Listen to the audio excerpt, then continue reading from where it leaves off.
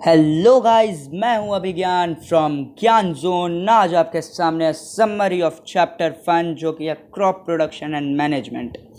तो गाइस हम लोग ने बेसिकली सोचा कि पहले समरी ऑफ चैप्टर डालेंगे जिससे कि आप लोग को बेसिक आउटलाइन पता चल जाए।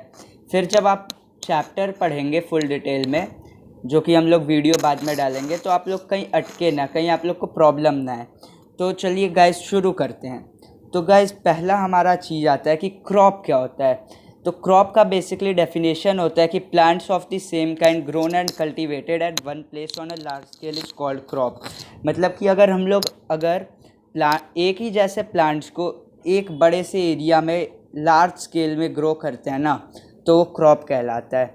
और जैसे कि क्रॉप आप लोग को पता ही है, एग्जांपल आप लोग दे सकते हैं, किसी भी चीज़ के क्रॉप का एग्जांपल दे सकते हैं, वीट, फ्लोर, मेज़, बहुत सारे एक्सेट्रा, बहुत सारे हैं। और फिर टाइप्स ऑफ क्रॉप्स आता है। तो पहला टाइप होता है, देखिए ये तो आप लोग को पता भी होगा, सीरियल क्रॉप्स, मतलब कि राइस, वीट, मेज़ एक्सेट्रा। और पल्सेस, जैसे कि जो आप लोग दाल खाते हैं, gram, peas, beans etcetera. Vegetable crops जैसे कि अनियन, पटैटो, कैबेज और बहुत चीज़। Fruit crops, apple, orange, banana etcetera. Fibre crops, हमने फाइबर टू फैब्रिक पढ़ा था, उसमें हम लोग दो टाइप के ये फाइबर के बारे में पढ़ा था, एक नेचुरल और एक सिंथेटिक। तो जो नेचुरल का वो था ना एग्जाम्पल, वही फाइबर क्रॉप्स भी होता है, जैसे कि cotton, jute etcetera. Oil seed crops, अब देखते हैं आप लोग कि किसी किसी क्रॉप के सीड से हम ऑयल ले लेते हैं, जैसे कि सनफ्लावर, मस्टर्ड, ग्राउंडनट और बहुत चीज़ होते हैं। तो एक एक का नाम लेने जाऊंगा तब तो बहुत टाइम हो जाएगा, इसलिए अगले पेज पे चलते हैं।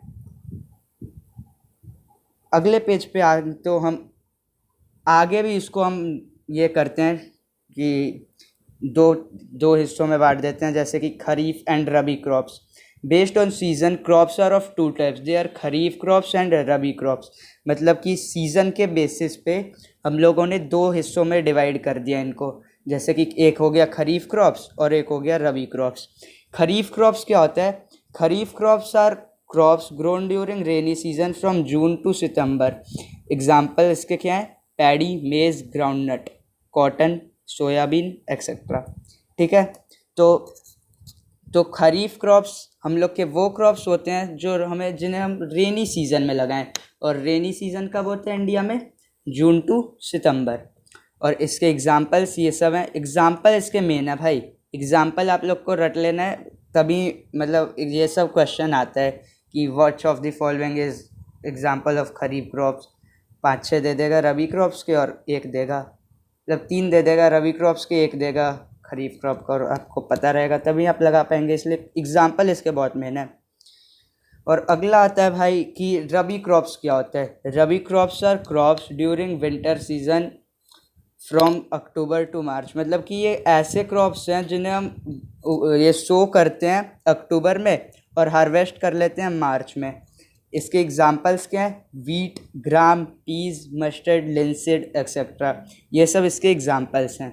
फिर अगले पेज पे चलते हैं। अगले पेज पे हम, अरे यार एक मिनट, ये हट ही नहीं रहा भाई, एक मिनट। हाँ, अगले पेज पे एग्रीकल्चर प्रैक्टिसेस। अब देखिए, फार्मर जो होते हैं उन लोग को बहुत सारा सेट ऑफ वर्क करना पड़ता है। जैसे कि आप लोग घर में भी उगाते हैं अगर पौधे, तो मतलब पहले उसको मिट्टी को हम लोग वो करते हैं, रिपेयर करते हैं, मतलब लो करके जो भी करते हैं वो करते हैं। फिर सोइंग ऑफ सीड्स करते हैं हम लोग, सीड्स को सो करते हैं। फिर एडिंग मैन्योर एंड फर्टिलाइज़र करते हैं अगर ज़रूरत है तब। वैसे घर पे तो हम लोग मैन्योर एंड फर्टिलाइज़र नहीं करते हैं, लेकिन जो खेत है ना वहाँ पे हमें मैन्योर एंड फर्टिलाइज़र का ऐड करना बहुत ज़रूरी हो जाता है। उससे अच्छा फसल हमारा अच्छा हो जाता है, एकदम तंदुरुस्त हो जाता है। और फिर हम इरिगेशन करते हैं, प्रोटेक्शन फ्रॉम वीड्स करते हैं, हार्वेस्टिंग, स्टोरेज। ये सब हमारा एग्रीकल्चर प्रैक्टिसेस कहलाता है। एग्रीकल्चर प्रैक्टिसेस का डेफिनेशन क्या हो जाएगा? तो ये रहा इसका definition. The activities undertaken by farmers for cultivation of crops are called agriculture practices. तो अगले पेज पे चलते हैं। एक मिनट, हाँ। Preparation of soil. Preparation of soil is the first step before growing a crop, मतलब कि प्रिपरेशन ऑफ सॉइल पहला स्टेप है ये क्रॉप को ग्रो करने से पहले वाला, सबसे पहला जो स्टेप है वो प्रिपरेशन ऑफ सॉइल है, ठीक है। This soil is prepared for cultivation by loosening and turning of the soil. Soil कैसे प्रिपेयर किया जाता है इसमें? Cultivation by loosening and turning of the soil, loosening and turning, ठीक है। दिस प्रोसेस कॉल्ड टिलिंग और प्लफिंग। दिस इस इन दोनों को हम ना कॉमनली कह देते हैं टिलिंग या तो ploughing. It is done by using प्लफ, हो और कल्टीवेटर। इन सबको हम कल्टीवेटर, प्लफ या हो की मदद से करते हैं। This soil is then levelled by using levellers. Levellers क्या होता है? ये शायद लेवलर ही हैं और अपने खेतों में देखा ही होगा leveller. Ploughing helps the roots to grow deeper in the soil to breathe easily and to absorb nutrients. Ploughing क्या करता है हमारा, हेल्प क्या करता है? आप लोग के मन में आएगा क्वेश्चन, क्यों करें भाई प्लफिंग, क्या फ़ायदा है करके? तो भाई फ़ायदा ये है ना कि helps the roots to grow deeper in the soil, roots को नीचे तक जाने में मदद करता है, to breathe easily and to absorb nutrients. ये यहाँ पे इसने क्रम में तोड़ दिए इसको, ऐसे ऐसे। अब ये सांसों का आदान प्रदान आसानी से कर लेगा, ईजिली ब्रीथ कर लेगा, एब्जॉर्ब न्यूट्रिएंट्स को सोख पाएगा, जो मिट्टी में न्यूट्रिएंट है उसको सोख पाएगा। और अगला टॉपिक आता है हमारा इसी में, sowing of seed. Sowing of seed हमारा दूसरा एग्रीकल्चर प्रैक्टिस था, अगर आप लोग को याद हो तो, याद ही होना चाहिए वैसे। The process of putting seeds in the soil is called sowing. Seeds को हम जब ज़मीन के नीचे वो कर देते हैं ना, दबा देते हैं मिट्टी से, तो उसको हम लोग सोइंग कहते हैं। Farmer select good quality and good variety of seeds for sowing. Farmer लोग अब गुड क्वालिटी और गुड वैरायटी ऑफ सीड्स ही चूज़ करेंगे। कैसे करते हैं? एक एग्जांपल आप लोग के बुक में भी गिवन है कि देखिए, एक्टिविटी है ये वैसे, कि एक ये लीजिए ग्रेन, क्या तो था, ग्रेन लीजिए, उसको पानी में डाल दीजिए। पानी में डाल दिया हमने, तो जो वो डिफॉर्म मतलब टूटा हुआ खोखला जो होगा ना अंदर से, वो ऊपर आ जाएगा, वो फ्लोट करने लगेगा। और जो ठीक सेलेक्ट मतलब गुड क्वालिटी ऑफ सीड होगा वो नीचे चले जाएगा। इससे हमें क्या पता चल जाएगा कि जो नीचे अच्छा गुड क्वालिटी ऑफ सीड जो है वो नीचे है, और ऊपर जो तैरने लगा है या तो वो सब होगा जो घास फूस हो जाएगा, वो सब हो जाएगा, या तो वो बैड क्वालिटी ऑफ सीड होगा। Sowing is done by spraying the seeds by, एक मिनट इसको मैं हटा देता हूँ। हाँ, sowing is done by spraying the seeds by hand और बाय यूजिंग सीड ड्रिल्स। देखो, या तो हम लोग इस वाले प्रोसेस को ना हम लोग ब्रॉडकास्टिंग बोलते हैं, ठीक है। ब्रॉड लिख दूँ यहाँ पे, देता हूँ ब्रॉडकास्टिंग, ठीक है, इसको हम ब्रॉडकास्टिंग बोलते हैं। और या तो हम ये सीड ड्रिल से भी कर देते हैं। ये जो फिगर आप लोग देख रहे हैं ये सीड ड्रिल का है। सीड ड्रिल्स, एक मिनट इसको मैं हटा देता हूँ। Seed drills help to sow the seeds uniformly at proper distance. And यहाँ से क्वेश्चन आता है कि why seed drill is better than broadcasting. तो seed drills help to sow the seeds uniformly at proper distance and proper depth. मतलब कि ये देखिए, यहाँ पे एक ये वाला जो है ये शैंक, एक यहाँ पे, एक यहाँ पे है, और फिर ऐसे ही चलते रहेगा, तो प्रॉपर डिस्टेंस और प्रॉपर डेप्थ पे शो करता है ये। This prevents over crowding of plants so that all plants get enough sunlight, water and nutrients. इससे क्या होता है कि ओवर क्राउडिंग ऑफ जो प्लांट्स होते हैं वो प्रिवेंट हो जाती है, ठीक है। मतलब कि उससे हम बच सकते हैं कि क्या यूज़ करके, सीड ड्रिल को यूज़ करके, ठीक है। अगले पेज पे चलते हैं। एडिंग मैन्योर एंड फर्टिलाइज़र है हमारा अगला टॉपिक। अरे एक मिनट, हाँ। Manure and fertiliser supply nutrients require for proper growth of plants. Continuous growing of crop reduces the nutrient in the soil. देखिए, अब मान लीजिए कि आप लोग एक फील्ड में कंटिन्यूसली ग्रो करते ही जा रहे हैं, तो वहाँ पे भाई ऐसा तो जायज़ सी बात है कि न्यूट्रिएंट कम हो गए। तो यही बोल रखा है कि continuous growing of crops reduces the nutrients in the soil. Adding manure and fertiliser increases the nutrient in the soil.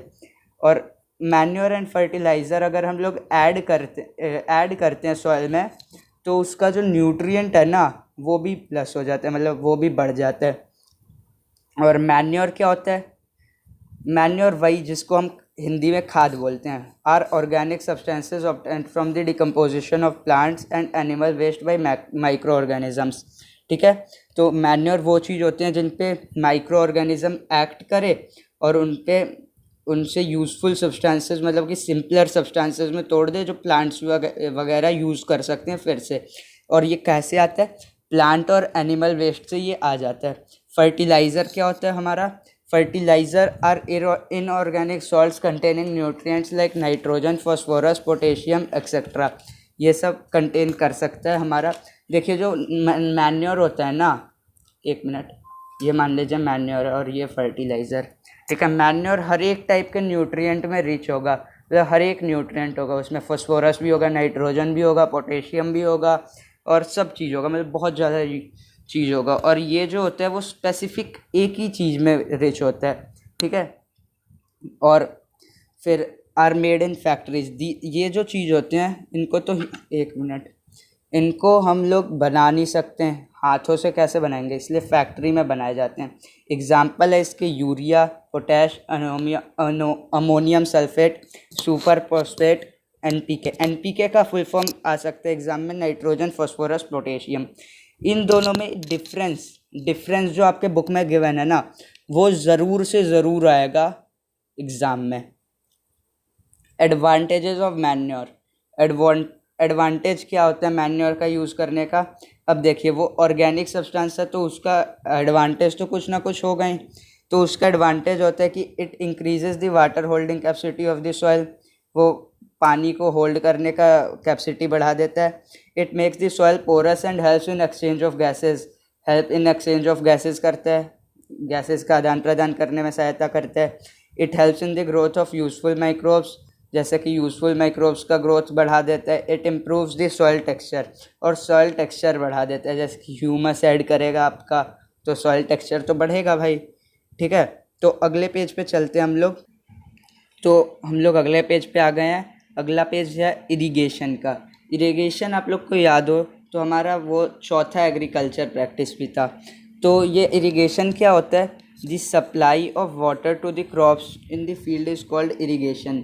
Irrigation पानी का सप्लाई, इसमें खेतों में इरिगेशन है, ये सब इरिगेशन है, देख सकते हैं आप लोग, ये सब इरिगेशन है। Water helps in the germination of seeds, proper growth of plants, absorption and transportation of minerals to all parts of the plants. ये वाटर क्या करता है प्लांट्स की सहायता में? ये करता है कि water helps in the germination of seeds, germinate करने में मदद करता है सीड्स के। Proper growth of plants, plant जो होते हैं उनका प्रॉपर ग्रोथ करने में मदद करता है। Absorption and transportation of minerals, absorb और ट्रांसपोर्ट करने में मदद करता है मिनरल्स के ये। और सोर्सेस क्या हो गए इरिगेशन के? Wells, tubewells, ponds, lakes, rivers, dams, canals etcetera. ठीक है, एक और सोर्स लिख सकते हैं, रेन तो वैसे सोर्स है ही, वो तो छोड़ो। और ट्रेडिशनल मेथड ऑफ इरिगेशन, अगला आता है हमारा ट्रेडिशनल मेथड। अब देखिए ये इरिगेशन है ना, जो दो इसमें ये इसमें भी दो चीज़ होता है, एक ट्रेडिशनल मेथड और एक मॉडर्न मेथड। ठीक है, तो ट्रेडिशनल मेथड क्या होता है? आर बाय यूजिंग मोट, पुली सिस्टम, चेन पंप, देखली एंड राहत। ट्रेडिशनल सिस्टम में हम क्या यूज़ करते हैं? मोट, चेन पंप, देखली, राहत। और मॉडर्न मेथड क्या होता है? जैसे कि sprinkler system, drip system, they are used where the availability of water is less and helps to reduce wastage of water. ये पानी को ना सस्टेनेबली और इकोनॉमिकली यूज़ करने में हमें मदद करता है, मतलब कि पानी को बचाता है, एफिशिएंटली यूज़ करता है। ठीक है, ड्रिप सिस्टम क्या होता है? ड्रिप सिस्टम के एग्जांपल आप लोग ये देख सकते हैं, और स्प्रिंकलर का एग्जांपल आप लोग ये देख सकते हैं। स्प्रिंकलर में क्या होता है? स्प्रिंकलर में ना, जैसे कि बारिश होती है तो देखते हैं आपके छत पे चाहे कहीं भी आपके सामने जो गली है उसमें पानी स्प्रिंकल होता है आसमान से, इसमें भी वही होता है, बस यहाँ से पानी उड़ते उड़ते इन लोग पे जाता है, ऐसे ऐसे स्प्रिंकल होते हैं इस पर, ठीक है।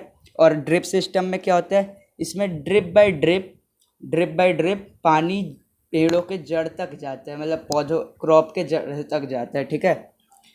और ठीक है, तो आज के लिए हमारा दोस्तों बस यहीं तक। होप करता हूँ आप लोग को वीडियो पसंद आया हो। आगे का पार्ट हम अगले पार्ट में कवर करेंगे। तब तक के लिए bye, take care, be safe, thank you.